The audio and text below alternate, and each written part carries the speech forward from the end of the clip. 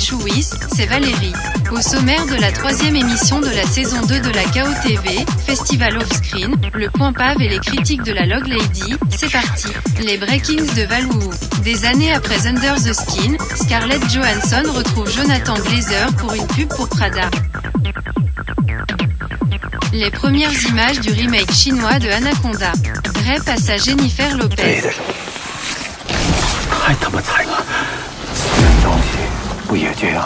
Harmony Korine a réalisé dans le plus grand des secrets un nouveau film Baby Invasion, un home invasion interactif avec des bébés.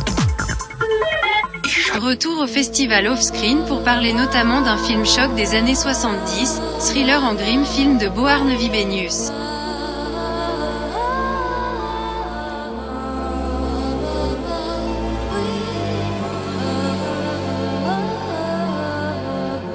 L'actrice Christina Lindberg était présente pour l'introduire.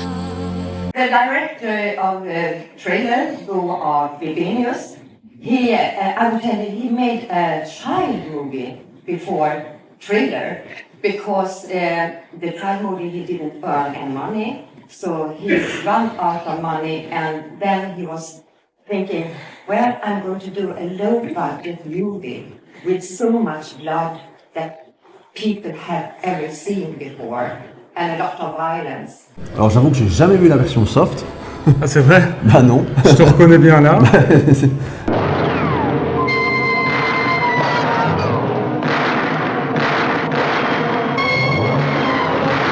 J'aime les deux versions.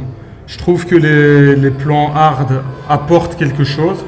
En tout cas, ça crée un contraste intéressant parce que il les passe un peu en montage alterné, parfois avec des plans qui n'ont strictement rien à voir. Donc ça crée de la friction. Ça rajoute du trash à un film qui est censé l'être en fait. Donc ça rajoute et qui est déjà trash sans ça. Ouais.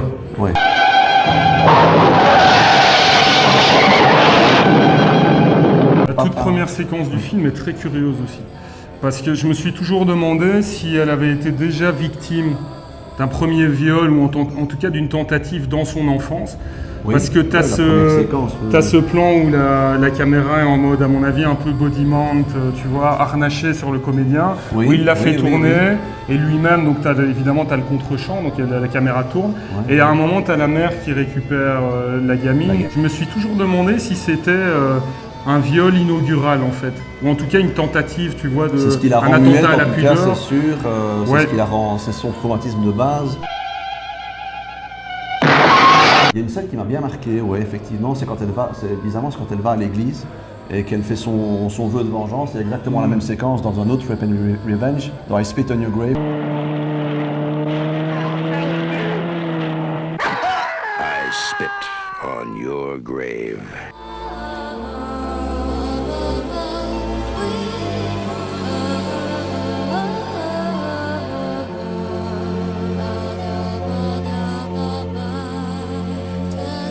On poursuit au off-screen avec d'autres films présentés là-bas, comme le très attendu Stop Motion de Robert Morgan.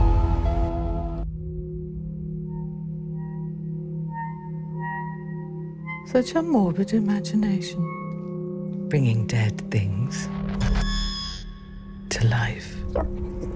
Stop Motion, c'est un film que j'attendais. J'avais vu la bande-annonce, ça m'intriguait déjà beaucoup. Mais c'est rien par rapport au résultat final. Film perturbant, bouleversant, il est complètement fucked up, un univers incroyable. C'est un peu du Cronenberg qui rencontrerait la Stop Motion. She's scared. There's someone coming. C'est du pur bonheur pour les fantasticophiles qui ont envie de renouveau. Il a rendu de la peau aussi dans ses personnages en stop motion, dans ses poupées qui est assez étonnant. On n'a jamais vu ça nulle part, je trouve. Rien que pour ça, déjà, rien que pour ce travail-là technique de design et d'animation, c'est déjà, rien que ça, c'est déjà étonnant. Morgan a vraiment ici un univers à lui, des personnages bien trash à lui, c'est viscéral.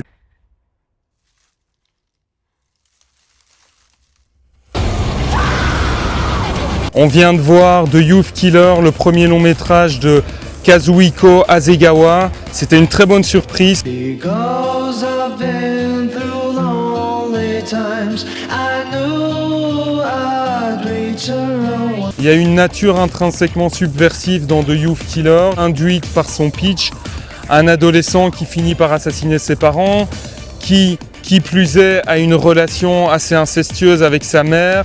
Donc il y a quelque chose de très transgressif et subversif. Et aussi dans la forme du film qui est très libre. J'y ai retrouvé une forme d'urgence propre à la jeunesse, de nihilisme aussi, et qui m'a fait penser, par exemple, à Conte cruel de la jeunesse de Nagisa Oshima. On sent dans The Youth Killer qu'il y a une forme d'incompréhension et d'incommunicabilité en fait entre la jeunesse et les adultes. Je m'en serais voulu de ne pas vous parler de la séance d'hier qui avait lieu au Cinéma Nova. Kim's Video, un super documentaire.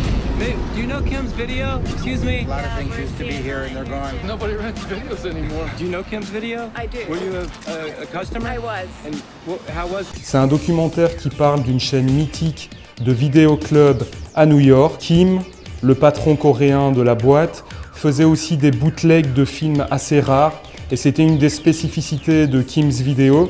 Et d'ailleurs, c'est ce qui a fait qu'à un moment, le FBI avait fait une descente dans un de ses vidéoclubs, donc dans le principal, et avait saisi une multitude de cassettes. Il s'approvisionnait auprès des ambassades, il avait toute une filière d'indices et de contacts qui lui disaient où il pouvait trouver les films, et lui-même faisait des copies en VHS qu'il proposait à sa clientèle. C'est un documentaire qui se suit comme un thriller. Bilan de cette édition. C'est déjà la fin pour ce Offscreen 2024, mais c'est certain qu'on reviendra l'année prochaine, ça vous pouvez en être sûr. Merci le Offscreen et à l'année prochaine. Tout de suite le point PAV.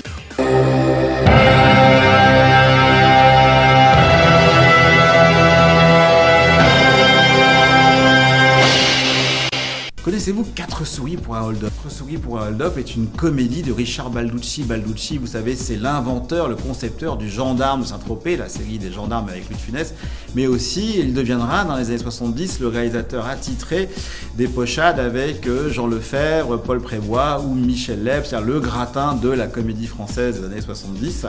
Eh bien, ce Richard Balducci va tourner une comédie en région PACA, une comédie de la Côte d'Azur, comme on les aime tant, avec les comédiennes Elisabeth Vienner, Bernadette Lafont et Jane Birkin.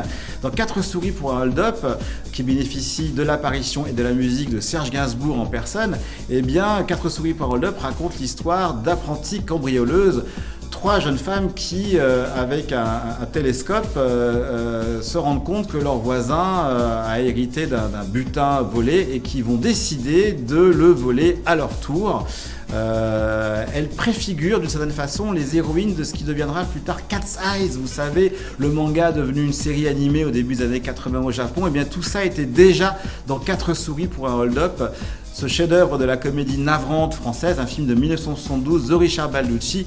Voici quelques images de la bande-annonce. Je vous invite à découvrir ce trésor caché de la comédie française des années 70. Martine! Martine! Oh Martine! Oh, c'est pas bien ce que tu fais là. Martine!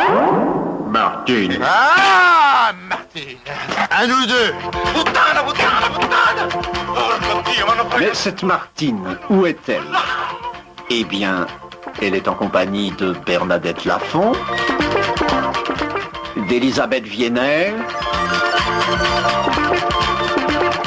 et de Jane Birkin. Et que prépare-t-elle? Mais je vous ai dit, c'est une grande bêtise. Ma Martine, elle est comme nous toutes, elle a besoin d'argent. Tu sais, les gosses, c'est du souci, on peut pas avoir le dos tourné. Ne tracasse pas, papa, rien à craindre. Ces fillettes-là, elles savent où elles vont et ce qu'elles font. Ces trucs-là, c'est des as. Quel truc? Des coffres-forts. Des coffres-forts. C'est tout écrit en japonais. Oui, mais c'est garanti pour 5 ans. Après avoir suivi un sévère entraînement physique et psychologique. Le corps à corps, y a rien de tel pour connaître l'adversaire, mesdames. Avec un rare mépris du danger, elles vont affronter les hommes sur un terrain qui paraissait jusqu'ici leur être réservé.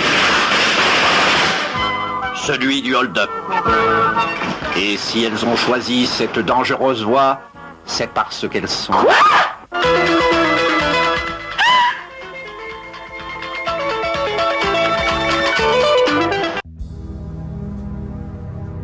tout de suite l'instant critique de la Log Lady. Hello, coucou de petite vidéo, je fais mon cinéma pour parler cinéma, puisque je suis allé aujourd'hui en salle voir un film de Sean Price Williams, The Sweetest. C'est un road movies. Qu'est-ce que j'ai pensé de ce film? Rien. Voilà. Je n'ai rien à dire sur ce film, parce que ça serait indécent au niveau langage. Los Delinquentes, un film argentin de Rodrigo Moreno que je ne connaissais pas. Alors, bon, le film est encensé par la critique. Alors, bon, je ne dirais pas que c'est un mauvais film, je dirais seulement que c'est un film beaucoup trop long. Je ne sais pas ce qu'a voulu dire le réalisateur. Bon, moi j'ai passé 3 heures, 1h30 aurait suffi. Il pleut dans la maison. Un film belge comment s'appelle-t-elle la dame? Elle s'appelle Paloma Sermonday. J'ai tenu 1 heure. Quand même, j'ai tenu 1 heure. Alors, raconter une histoire simple, ça n'est pas un problème. Il suffit de bien la raconter. Et là, bon bah l'histoire elle est simple, mais c'est mal réalisé, c'est sans intérêt, on n'arrive pas à comprendre, parce qu'on ne sait pas d'ailleurs pourquoi ces enfants se retrouvent tout seuls. Il n'y a rien qui est clair. En réalité, ça fait un truc qui n'est pas du tout attractif et qui m'a prodigieusement ennuyé. Voilà. Et voilà, je vous dis salut, à la prochaine pour parler cinéma.